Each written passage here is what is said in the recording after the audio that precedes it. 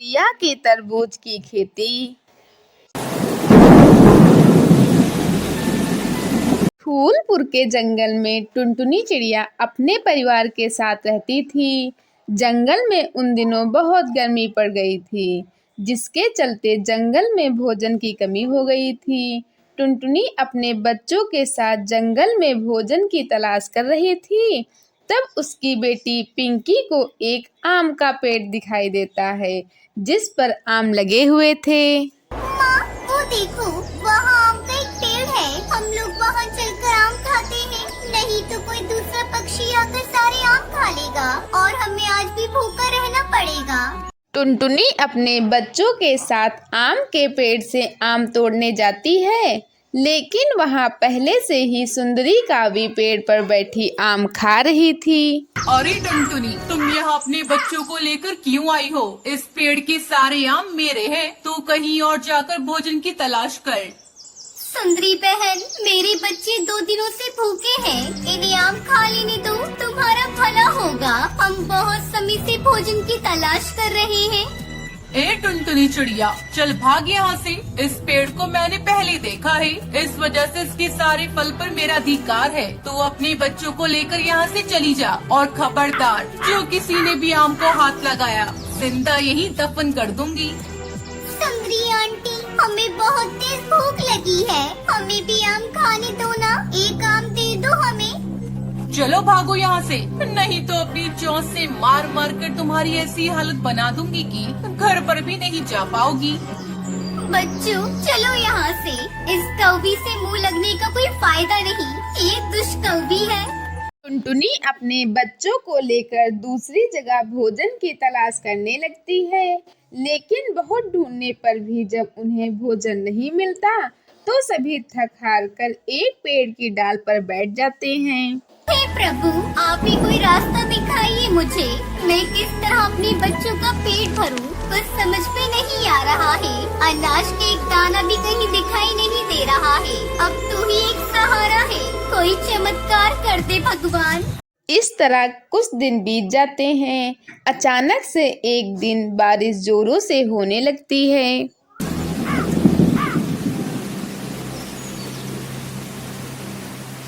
पूरे जंगल में पानी भर जाता है। टुनटुनी के बच्चे खिड़की पर बैठकर बारिश के मजे ले रहे थे। तभी पिंकी को पानी में बहती हुई एक पोटली दिखाई देती है। अगले दिन बारिश रुकने पर जब पिंकी घर से बाहर निकलती है, तब उसके घर के बाहर वही पोटली दिखाई देती है जो कल पानी में बह रही थी। पिंकी चिड़िया उस पोटली को खोलकर देखती है तो उसमें बहुत सारे तरबूज के बीज थे। मम्मा मम्मा, ये देखो, इस पोटली में बहुत सारे तरबूज के बीज है, चलो उसे हम लोग अपने घर के आंगन में बो देते हैं। फिर टुनटुनी चिड़िया अपने घर के आंगन में वो तरबूज के बीज बो देती है। कुछ ही दिनों में तरबूज के पेड़ पर बड़े बड़े तरबूज लग जाते हैं। एक तरबूज को तोड़कर पिंकी चिड़िया खाने लगती है। मम्मा, ये तरबूज तो बहुत ही स्वादिष्ट है, चलो उसे हम लोग बाजार में बेच देते हैं। हाँ पिंकी बेटा, तू ठीक कह रही है, यहाँ तो बहुत सारे तरबूज लगे हुए हैं, इतने सारे तरबूजों का हम लोग क्या करेंगे, चलो मैं और तुम मिलकर इसे बाजार में बेचते हैं। फिर टुनटुनी चिड़िया और उसकी बेटी पिंकी चिड़िया तरबूज को तोड़कर बाजार में बेच देती है। तरबूज ले लो तरबूज, देसी तरबूज ले लो, लाल लाल तरबूज ले लो, मीठे रसीले तरबूज ले लो।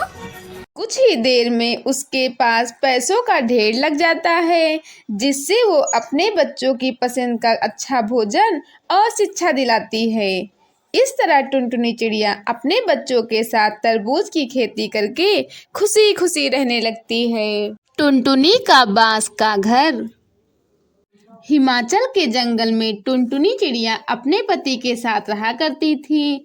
टुनटुनी चिड़िया अंडे देने वाली थी। दोनों पति पत्नी बहुत खुश थे।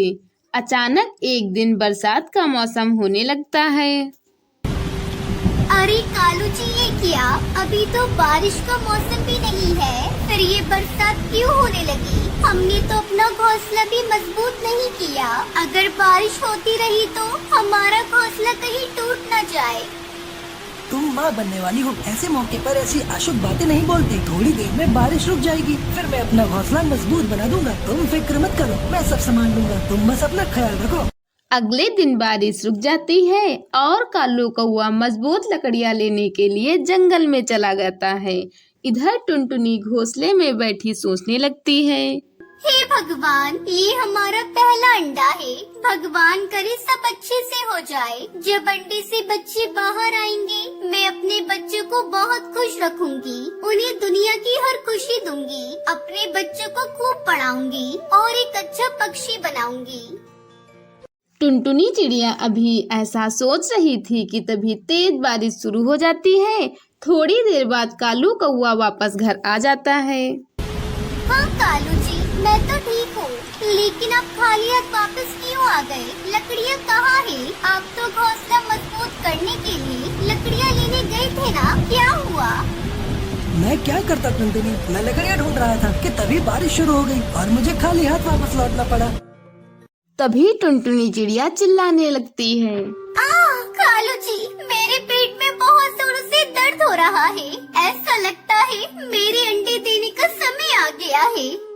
थोड़ी देर बाद टुनटुनी चिड़िया 2 अंडे देती है। वो 2 अंडों को देखकर बहुत खुश हो जाती है।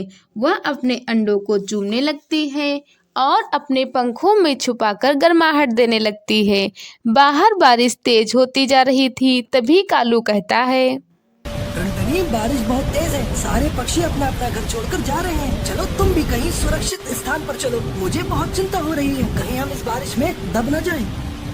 नहीं, आप कुछ भी कर ले, मैं अपने अंडों को छोड़कर कहीं नहीं जाऊंगी। मैंने बहुत दुख सहे हैं। अभी अभी तो मैंने इन अंडों को जन्म दिया है और आप चाहते हैं मैं इन अंडों को यहाँ छोड़कर अपनी जान बचाऊं? आपको जाना है तो जाइए, मैं कहीं नहीं जाऊंगी। मेरी बात मानो टुनटुनी, अपना घोंसला बहुत कमजोर है, कभी भी टूट सकता है। चलो यहाँ से कहीं और चलते हैं।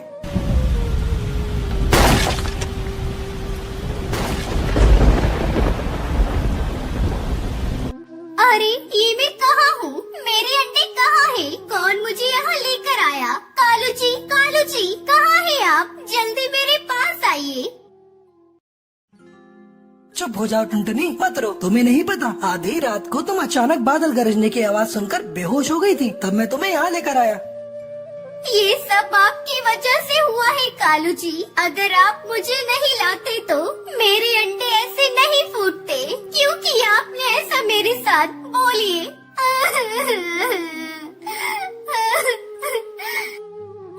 लेकिन टुनटुनी, तुम्हारी जान मेरे लिए बहुत कीमती है। अंडे तो हो जाएंगे, अगर तुम्हें कुछ हो जाता तो मैं तो जीते जी मर जाता। चलो अब बारिश थम चुकी है, मैं जल्दी से अपना नया घर बनाता हूँ। फिर कालू कौआ जंगल से हरे हरे बांस लेकर आता है। तभी कालू को रास्ते में एक छोटी सी चिड़िया रोती हुई दिखाई देती है, जिसका नाम सुनहरी होता है।